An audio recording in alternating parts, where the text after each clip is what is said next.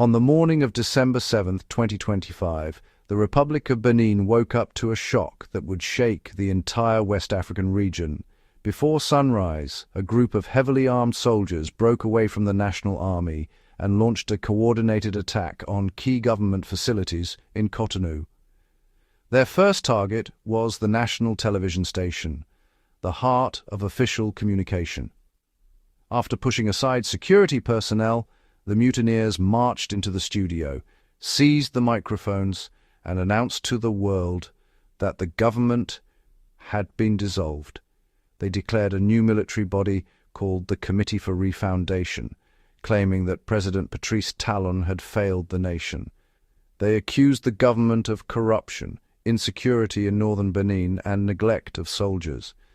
At that moment, for many Beninese citizens, the country seemed to be changing hands. But the situation was far from stable. Almost immediately, gunfire erupted across Cotonou. Loyalist forces began to push back. Armored vehicles rolled toward the TV station. Tension filled the air as citizens fled into their homes and businesses quickly shut down. By 7 a.m., the government of Benin sent an urgent message to Abuja. A formal letter was delivered requesting immediate military assistance from Nigeria, Benin's closest and most powerful neighbor.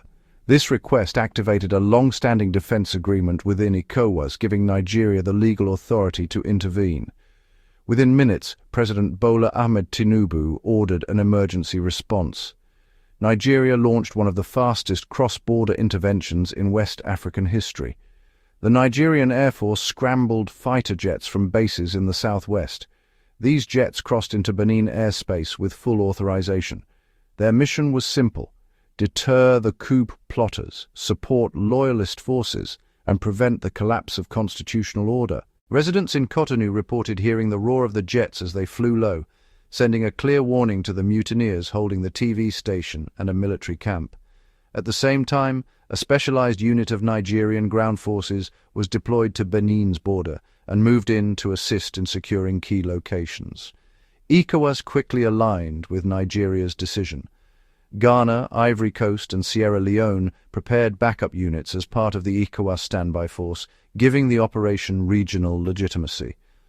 By mid-morning, the momentum began to shift dramatically. With Nigerian air support giving them cover, Beninese loyalist forces launched a coordinated counter-operation. They surrounded the national TV station, cut off electricity to the area, and pushed into the building room by room. Inside, they found several coup plotters who surrendered immediately. Others tried to escape through the rear of the compound. The same pattern unfolded at the military camp, seized earlier by the rebels. Loyalist soldiers, backed by intelligence coordination from Nigeria, moved in and retook control. By noon, the coup attempt was already falling apart. More than a dozen soldiers were arrested, weapons were confiscated, and communication lines were restored. The leader of the rebellion, Pascal Tigri, reportedly fled the scene, his location still unknown shortly after the events. But why was Nigeria's intervention so crucial? 3 major reasons stand out. First, security. Benin shares a long border with Nigeria. If instability begins in Cotonou, it can spread quickly, affecting trade, migration, and even feeding extremist groups in the north.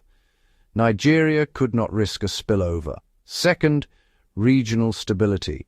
West Africa has suffered repeated coups in Mali, Niger, Burkina Faso, and Guinea. ECOWAS needed a firm stand to show that the region will no longer tolerate unconstitutional takeovers. Third, political and diplomatic leadership. Nigeria is the largest country in West Africa. Acting decisively protects its influence and reinforces the idea that military coups are no longer acceptable paths to power. By late afternoon, Benin's president appeared publicly to announce that the coup had been completely foiled. He thanked Nigeria and ECOWAS for their rapid response. Streets reopened and citizens cautiously resumed their activities. Though tension remained, the immediate threat had been neutralized. The failed coup attempt would go down as one of the shortest in modern African history, lasting just hours, largely due to swift international assistance. In the end, the events of December 7th sent a powerful message across West Africa. Democracy in the region is fragile, but coordinated action can stop instability before it spreads. Nigeria's quick intervention changed the course of Benin's history and prevented a small mutiny from growing into a national disaster. And for many observers around the world, one lesson was clear. West Africa is entering a new era, one where coups are no longer met with silence, but with swift and united resistance. Thank you for watching. Please like, share, and subscribe for more on African issues.